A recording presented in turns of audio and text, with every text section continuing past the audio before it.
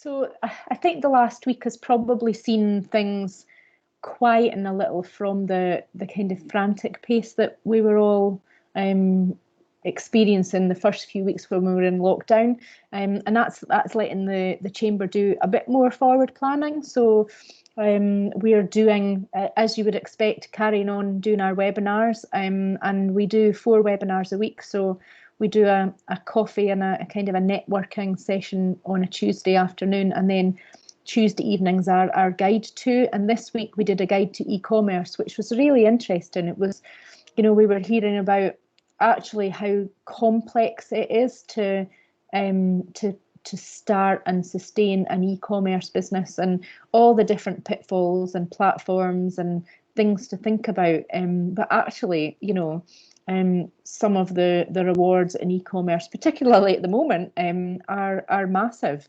And there was, experiences of people turning over millions and then selling their business after 3 years, and then, as gluttons for punishment, starting up another one.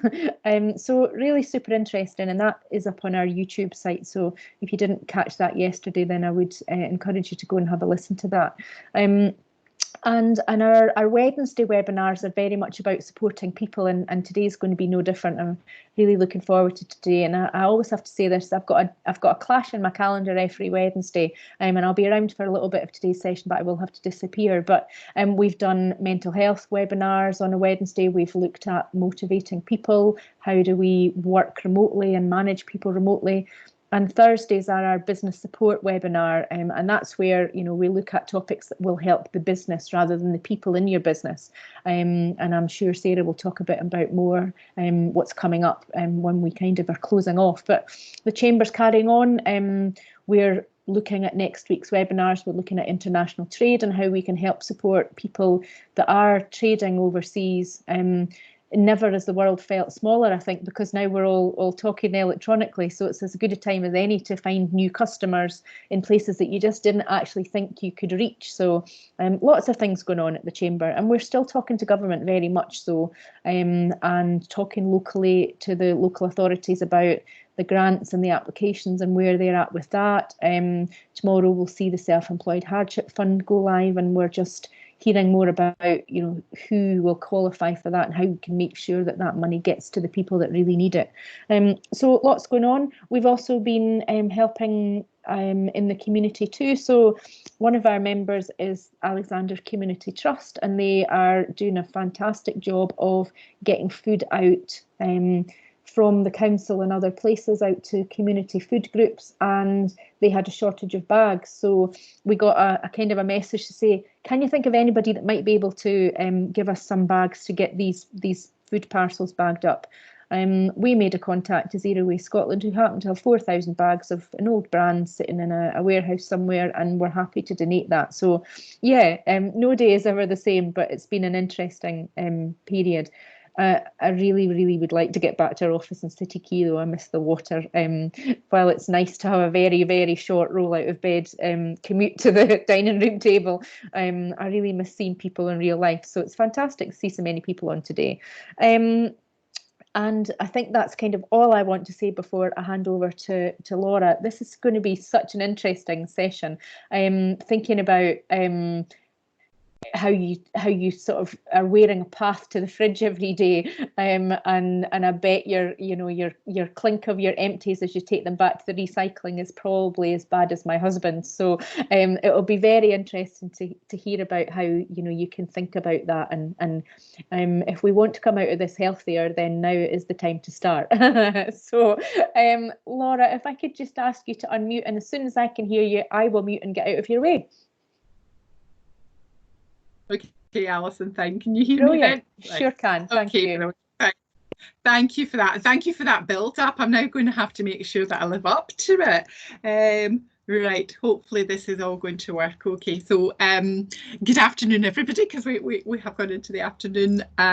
It's really nice to be here and speaking to you all today. What's weird about this is though that I can't see you all because I've put up my PowerPoint slides, so it does feel a wee bit weird that I'm sitting here talking to my laptop. But I do have a few slides. I slithered about whether to make slides or not for this today, but for me I thought it's a good just as a point point of reference as we're going through this. So what I decided I wanted to look at was, first I'm going to look at really what does healthy eating look like, what is balanced healthy lifestyle, and then move on to some of those things Alison was talking about just getting us to start having a think around, are we approaching eating and food in a different way since we're in lockdown. So just before I go on to all of that, a wee bit about myself. So I'm the lead consultant and founder of Apple Tree Healthy Lifestyle Consultancy, and I come with the baggage of over 35 years in the health service working as a dietitian, but I now work and run Apple Tree Healthy Lifestyle Consultancy. So every slide, I've been doing a whole series of these with the Women's Business Station. So we're going to look at balance about what we're eating, balance about what we're eating, physical activity, and also balance about how we might be using food to deal with our anxieties and our tensions at the moment. Okay, so hopefully we're going to stay with me for the rest of this. So I'm not sure if this is something that everybody will have seen before. I'm sure quite a few of you will have already seen it. And this is called the Eat Well Guide. And in the UK, it's the way that we recommend to people that they should be thinking about making sure that they've got that balanced intake. And the whole concept about it, it used to be a plate with knife and fork on the sides of it. And the whole concept about it is that you're looking, what you're seeing here of your different food groups. So this is your fruit and vegetable, and over here is your carbohydrate, your starchy type foods. This is the approximate proportion you should be having in a day to ensure that you're having a balanced and a healthy intake, that you're getting the right energy, you're getting your major nutrients, so that's your protein, your carbohydrate and your fat, and also that you're getting your vitamin and minerals. So there's a tiny wee slither here, which you will see does. So over here we have our sweets, our cakes, our biscuits, those sorts of things that have got sugar in them. There's also crisps are over there, because those are things that we might enjoy eating, and when we get on further on we might talk about that we are eating them, but we actually don't need them for that healthy balanced intake of what we're having. So one of the vitamins that I did want to just pull out was vitamin D, and the reason for that is that we probably don't get most of our source of vitamin D from our dietary sources, though I put up in this where our dietary sources are, but we get most of it for sunlight. And the reason I'm highlighting it just now is that for a lot of us, we're probably not getting as much sunlight as we previously were getting. And therefore it is the one vitamin that I would certainly recommend that people should start thinking about having a supplement of it, and it's 10 micrograms per day is what we should be having. So I just want you to think about, are you managing to get out enough in the sun, or do you think you need to have the vitamin D supplement? So it's the only one that I wanted to pull out of all the vitamin and minerals and our major nutrients that we've got there. The other thing to remember is just fluid. Some people are very good with their fluid, and they have their bottles of water that they carry around with them. I'm a big cup of tea person, and if you can see my cup there, I drink a lot of tea throughout the day as fluid. The best fluid is water, so just try to remember to make sure that you're having lots of drinks and spreading them out through the day. It's roughly about 2 litres is the amount that adults should be having, and children it does vary slightly due to their ages, so we won't go into that too much. Keeping the bit about balance, I did want to throw in a mention about physical activity. I know my physical activity has definitely decreased. I wear my Fitbit, and it's just a way of us trying to be aware of what are we doing, and that's going to help with our energy balance.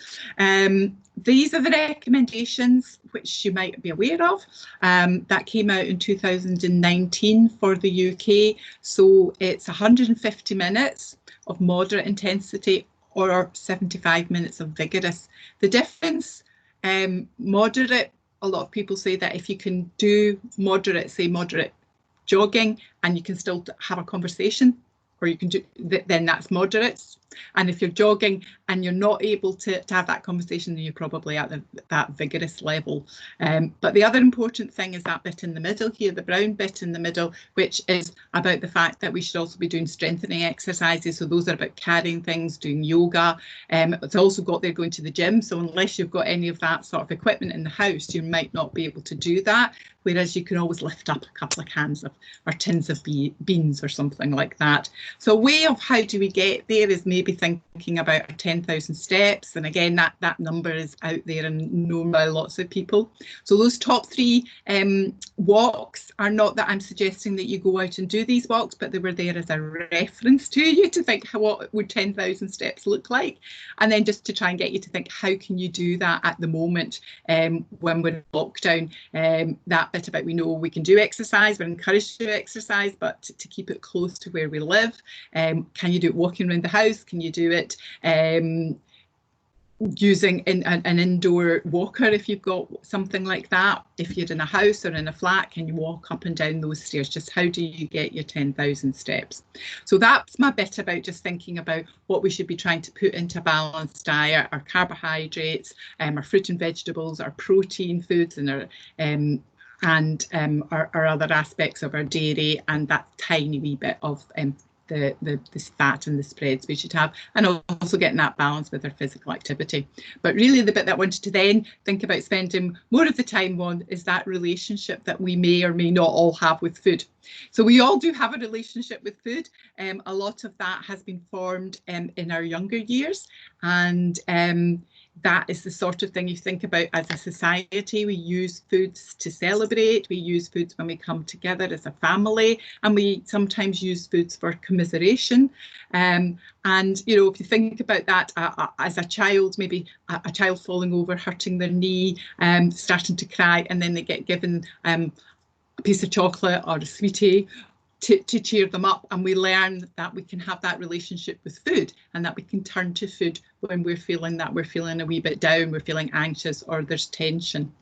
And that is something that I know from my conversations with lots of people, and I would say I'm doing this myself, so I'm right out there as well with everybody else, is the fact that I know I'm eating slightly differently from what I was eating before, and that I'm sort of turning more to food as well when I'm sort of thinking, oh gosh, this is a bad day that I'm having. So it's about trying to think. So one of the things, the first thing I want you to think about is that can you turn to something else when you're feeling that you've got a bit anxious, you're annoyed, you're angry, you're upset about something, rather than food. So it's trying to think, is there something else that you can do that can help with that processing of that emotions? There's nothing wrong with turning to the food, but it's just if we're using it more than we were using it before, then we want to think, is there something else that we can do? Some of that is about taking our mind off wanting to go to eat. And some of that is something can we do as a distraction. So there's some suggestions there about going for a walk, listening to music, if you've got a garden, going out to a garden, and some suggestion that these are suggestions that people put to me as doing some cleaning. I have to say that's not one that I've found that I've been particularly turning to. But we want to think about those emotions. And we all have a different, what I would call an eater type. And we've got the gulper, who's somebody that rushes eating and therefore doesn't give their stomach and their brain the time to have the message that they're full. So that person wants to think about just slowing down, becoming more aware of the food that they've got, the smell, the texture, the different spices, etc., the flavourings that might be in that food, and just try to slow everything down. Some people say put your knife and fork down, count to 10 between mouthfuls for that sort, for the gulper. For the grazer, they're somebody that is kind of eating constantly. There doesn't seem to be 3 meals in that day because they're having so many snacks throughout the day, and they just like to graze around in food. And if that's one of the things that you're doing more because you're now in the house and the fridge is sitting there with all that food in it and you just keep going to it, that is something that you seriously want to think about. Can I try and reduce the amount of grazing that I'm doing? Can I try to definitely make sure I've got 3 meals a day? And can I reduce those snacks, and can I reduce the types of snacks? So try and maybe look at ones that are slightly lower in energy, so that I'm not taking more energy in than I was before that I was in lockdown. And then the next one we've got down in the bottom there is the plate filler. And that's the person who piles everything up on their plate. Buffets are particularly good for plate fillers, and obviously we're not got buffets, but I was reading this morning about the fact that we are shopping differently now, because we're eating indoors, or we're eating in our houses all the time now, and it's that being aware of the fact that you're not piling things onto your plate, for yourself and maybe for the other people that are in the house with you as well. So for the plate filler, it's probably being aware of their portion sizes, being careful about how much you cook. My advice to a lot of people is always, if you don't cook it, you're not going to eat it, but maybe being aware of handy portion sizes. So for protein food, if you don't know this, that's the palm of your hand. So the person that's going to eat it, not the person doing the cooking, the person that's going to eat it. So for children, that's obviously much smaller. And for men, that typically is bigger than my palm of the hand is going to be. For your carbohydrate type foods, so for your rice, your pasta, potatoes, these sorts of things, it's what's your fist. So the size of your fist is the portion size that you should be having. For fruit, it's how much you can hold in your hand. So again, if you look at a child, if you say take a 5-year-old, they're going to have fewer grapes, for example, than a 16-year-old, and then as mum or as dad's going to have. So that's what we count as a portion of fruit. And when it comes to vegetables, you can actually have as much of them as you want, as long as you're not adding a lot of oil or a lot of butter to them. So the see it and eat it type person, and this is me, that is when you sort of go, oh, look, there's a biscuit there, I'm just going to eat it. Oh, there's a piece of chocolate, I'm just going to eat it. There's a bag of crisps, I'm just going to eat it. When you see it, you know you're going to eat it. Offices are usually a difficult place for the see it and eat it person, and we're obviously not in offices now. But what I think it's good for that sort of person is to try and think about what they're actually buying in, because if it's not there, you can't eat it. And I think that's one of the most difficult things. I definitely have had started to buying different things, and it's about realizing that you're doing it and thinking, okay, I'm just going to stop that and I'm not going to buy that, or I'm going to buy less of it and make it last longer throughout the week. So there's nothing wrong with being these types of eaters. We all fit into one of these types of groups, or we're a mixture of these types of groups. What we want to maybe be aware of at the moment is that there's not an exaggeration in the type of eater that we are, so that we end up actually taking in more energy than we're managing to use up at the moment.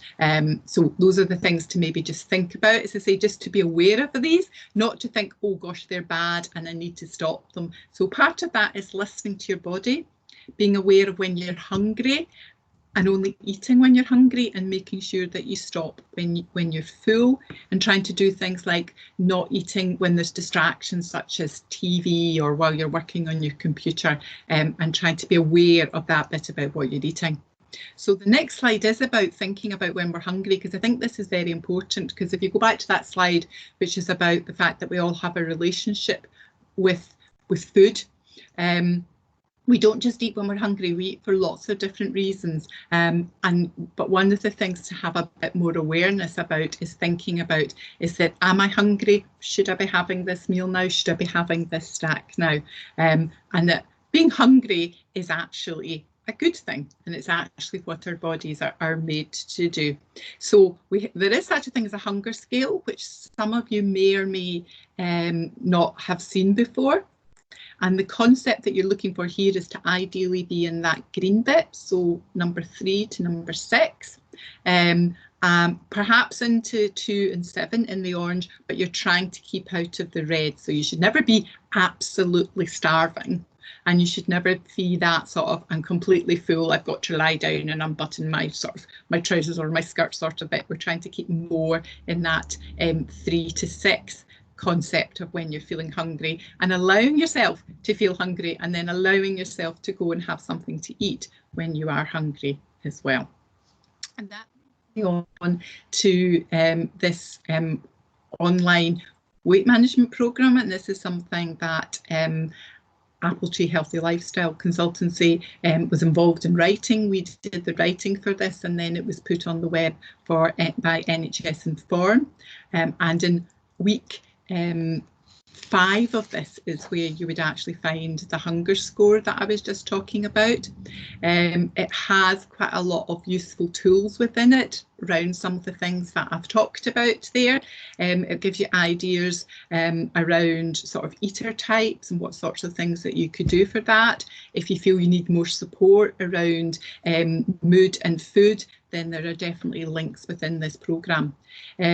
This might not be the right time for you to actually think, gosh, I need to lose some weight, but you might be able to use some of the information and some of the tools within the programme to actually help yourself, to keep your weight managed and not to be gaining any weight while we're in this period of lockdown. So you could use it to keep your weight steady rather than thinking about that you can only use it if it's about weight management. So it's there. That's the web link that I've got on the top of the page. However, you might, if you haven't been able to write it all down, if you go to NHS Inform and then look under their Healthy Living page, you'll be able to find it from there. Okay, I've got just a wee quiz that I thought would be good for us to do. Just because I had those few hiccups there with technology, what I think I'll do is I'll just do 2 of them just now, and then move on, because I've got a couple of last slides I want you to start thinking about how you could maybe make some changes. So what I want you to think about is, if you ate a packet of crisps, or if you ate the cupcake, we'll just do those first 2, how much walking would you have to do? How much swimming would you have to do, and how much cycling would you have to do to burn off the energy you just ate? So if you want to write that down, and then at the end I'll give you the answers to it. So how much walking would you have to do to burn off a packet of crisps? How much swimming? How much cycling? And how much of all of those things would you have to do to burn off the energy used in a cupcake? So this is just meant to be a bit of fun. It does depend on how fit you already are, it does depend what weight you are. There are lots of different variations in it, but it's just a bit of fun to get you to have a think about that. And these are it's continuous walking, continuous swimming. It's not about just playing around in the swimming pool. So we'll come back to that at the end. So what I would like to do to just finish off with the last few slides is we've done a bit of a whiz through thinking about balanced intake of your food and all your nutrients, where physical activity is part of that balance. Thinking about maybe eater types and your relationship that you're having with food, and whether that might have changed in the current situation that we're in. Hunger score is one of the things in there, and maybe how you're feeling about your weight. So that's a lot of information. It's a lot of areas to think about. So these are questions I just want you to take down just now, maybe start thinking about your answers, and when we're finished, for you to go away and start thinking about, can I set a goal for me to make a change around any of those aspects? So the first question really is, what does health and well-being mean to you right now? And for some of you, that might mean that I want to eat less snacks, and for others of you that might be, I want to actually be more active than I have been in the last 4 weeks. So whatever you feel, I want you to just write that down. And then if you could make one change to improve your health and well-being right now, what would that be? Because there's lots of changes we all could make, but what if you were going to change one thing, what would that be right now? Then the next question I want you to write down and then to think about after is how important is that change to me on a scale of 1 to 10? So 1 is actually, once you've written it down, you realise it's not important to me. 5 is it's actually important, and 10 it really is the most important thing that I want to do for my health and my well-being.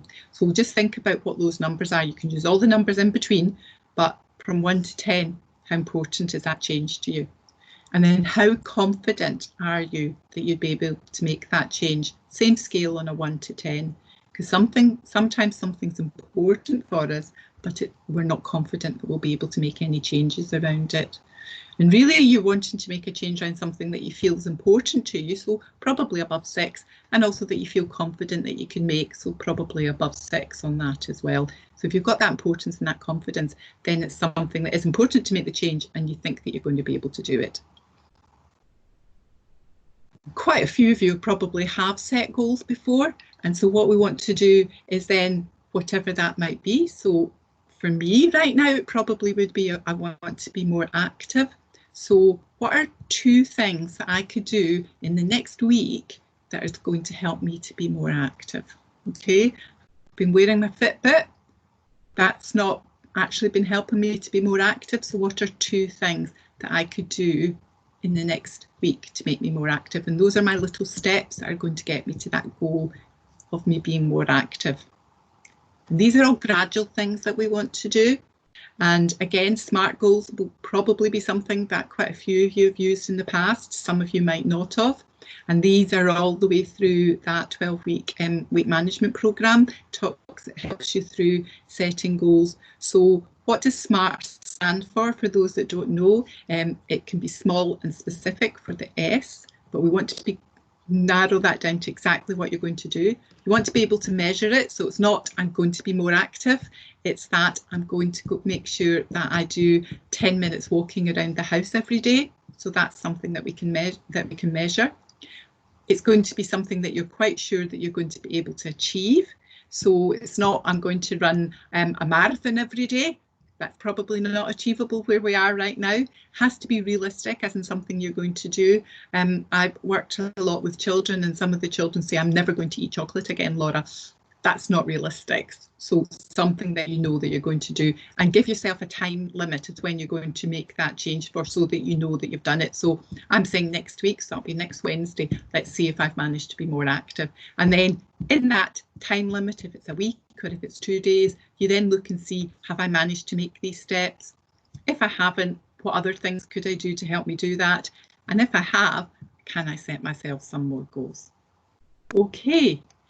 That is quite a whiz through thinking about these aspects around what our interaction might be around where we are just now with our relationships to food.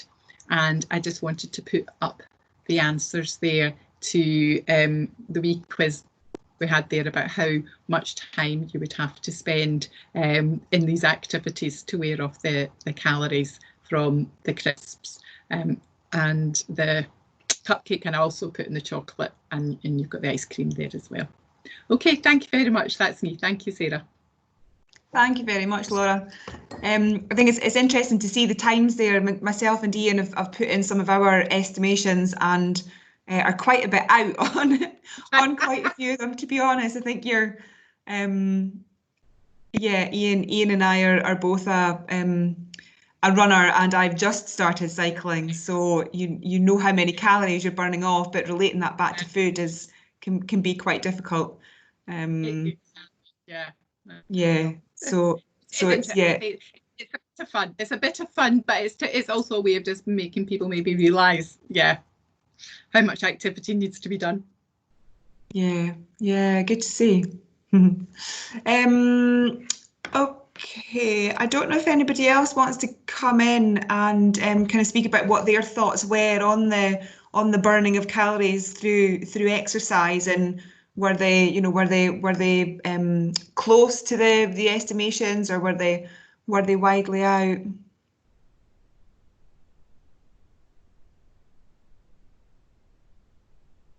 No, Ian, can I pick on you, please, as president?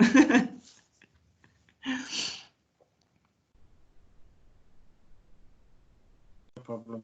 Oh, 13:05. There he is. There. Oh. Hi, thank you. Yeah, so just your kind of estimations there on the whole calorie burning and what exercises are being done.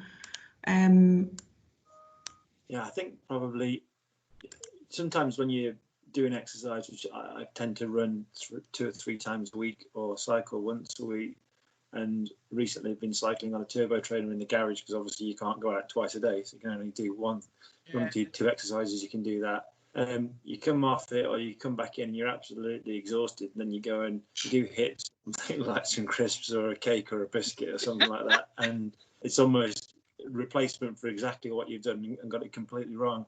At the same time, I think it's easy to go out for like a longer cycle, which I guess some people will be doing now because they see a lot more cyclists out at the moment, to not fuel properly. So I went out recently, and probably slightly longer than the hour I'm meant to be out for. I went out for about a 50-mile ride, and I forgot to take any food with me at all.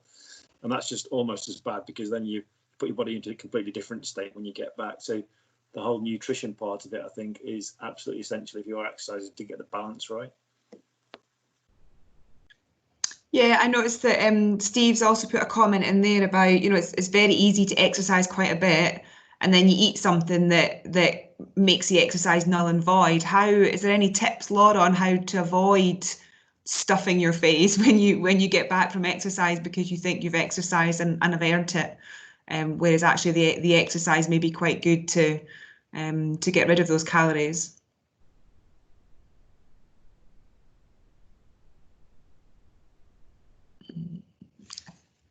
I think you've possibly frozen there, Laura. Laura has a worse broadband than me.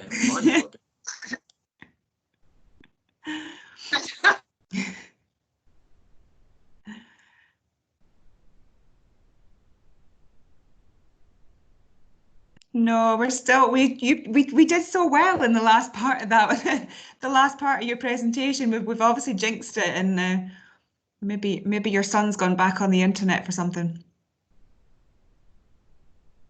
Well, I'll be beating him up. Sorry, I will ask him the question. I don't know. I do apologise to everybody. I've started dropping in and out there, so I don't know if I missed any questions to me.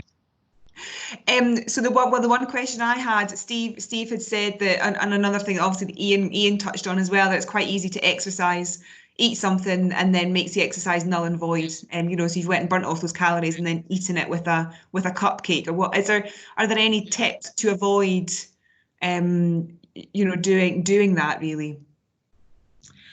I mean, some of that I think is what we call a learnt behaviour. You know, you think, oh, I've done the exercise, so I'll go and eat that. I think maybe it's just is giving yourself different snacks, being aware of the fact it is all about balance. So you know, there's nothing wrong with having a cupcake, everybody. I'm not saying there is. It's just thinking, you know, how many are you having? Are you managing to get the right balance between your physical activity and what you're taking in? But yes, you do want to be careful that you don't put a lot of effort into physical activity and then go off and eat 5 cupcakes, which will definitely null and void what you've done. So I have to say, when it comes to all of this, I always say it's about balance. Yeah. Are there I guess there's obviously the food groups, you know, and there's obviously ones that are better than others. After having that exercise, is there a better food group to reach for? That's an interesting question, and there probably is quite a lot of controversy around that. I'm going to stick to that as long as it's balanced from your nutritional groups, that you're fine. Some people would say that it's probably better at that stage maybe to take something that's more a protein food, because it's going to fill you up better and you're not going to eat as much of it. So there is quite a controversy around what sorts of things could you take as a better snack. Fundamentally, if it's about how to keep your weight under control, it's the lower the energy the snack that's better. So that would be your fruit and vegetables. So it depends, I guess, what it is that you're looking for doing, why you're doing all that physical activity. Okay, perfect. Thank you very much. Okay, there aren't any more questions or comments in the chat, and I'm mindful that your broadband has been a little bit temperamental today. So it has. It's always, at least you never had a power cut like myself yesterday.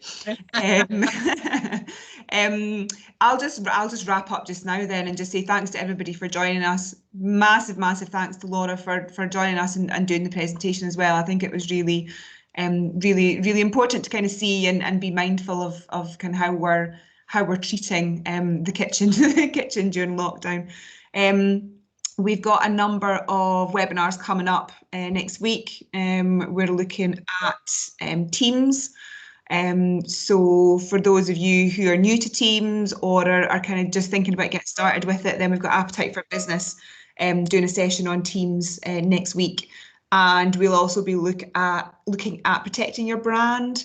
We've got a couple of speakers lined up for next Thursday and protecting your brand during these times. So head onto the website, have a look and see what we've got coming up. As Alison mentioned before, all the webinars are recorded. So they'll be up on YouTube shortly. Yep, head there. There's quite a few good webinars that we've been doing over the last wee while. So thanks very much for joining us, everybody, and we'll see you all soon. See you later.